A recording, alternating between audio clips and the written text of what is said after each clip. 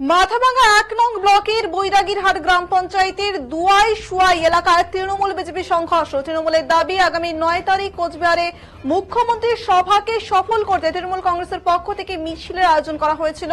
ওই এলাকাতেই অভিযোগ, অতর্কিত বিজেপি আশ্রিত দুষ্কৃতীরা ধারালো অস্ত্র নিয়ে তাদের মিছিলে ঝাঁপিয়ে পড়ে এবং মারধর করে। মাথাভাঙ্গা মহকুমা হাসপাতালে চিকিৎসাধীন ও তৃণমূল কর্মী, যদিও বিজেপির পক্ষ থেকে অভিযোগ অস্বীকার করা হয়েছে। বিজেপির কোচবিহার জেলা কমিটির সাধারণ সম্পাদক মনোজ ঘোষ বলেন যে বিজেপির কর্মসূচি ভেস্তে দিতে তৃণমূল আশ্রিত দুষ্কৃতীরা তাদের কর্মীদের উপর আক্রমণ করে।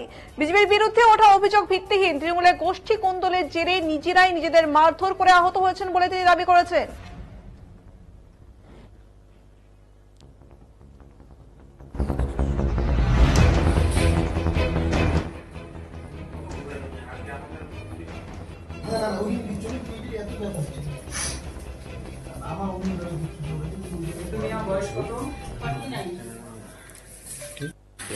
আমরা 9 ডিসেম্বর মমতা ব্যানার্জি কুচবিহার রাজমেলা মাঠে আসবে এবং আমরা চেলসিঘাট বাজারে মিছিল করছিলাম। এই বিজেপির কিছু হঠাৎ করে আমাদের মিছিলে মারপিট শুরু করে আমাকে দাঁড়িয়ে খুব দিয়েছি। আপনাদের তো হয়েছে? আমরা তো এখানে 2 জন আসলাম, এখন কতজন এখানে কি অবস্থায় আছে আমরা বলতে পারবো না। কি নাম আপনার? আমার নাম পবিত্র। আপনারা জানেন যে আমাদের আজকে রাজ্যের সর্বত্র পরিবর্তন সভা রাজ্যের ঘোষিত কর্মসূচি। সেই কর্মসূচির অন্তর্গত আমাদের শীতলকুচি বিধানসভার 1 নম্বর মণ্ডলে সেরকমই একটা পথসভা ছিল। সেটা পুলিশের কাছে অনুমতি নিয়ে সেই সভা হচ্ছিল।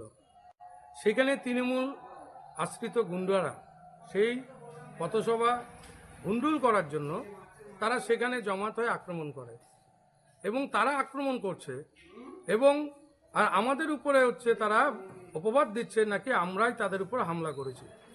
এটা তৃণমূলের গোষ্ঠীদ্বন্দ্ব। বিজেপি কোথাও কাউকে তৃণমূলকে আক্রমণ করে না।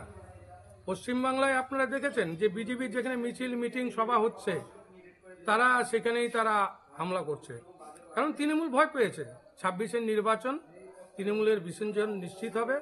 তাই বিজেপির মিছিল মিটিং সভা যেখানে হচ্ছে তারা বাধা দেওয়ার চেষ্টা করছে। এইভাবে বাধা দিয়ে বিজেপির প্রতি সভা পথসভার থেকে শুরু করে কোনো কিছু বন্ধ করতে পারবে না।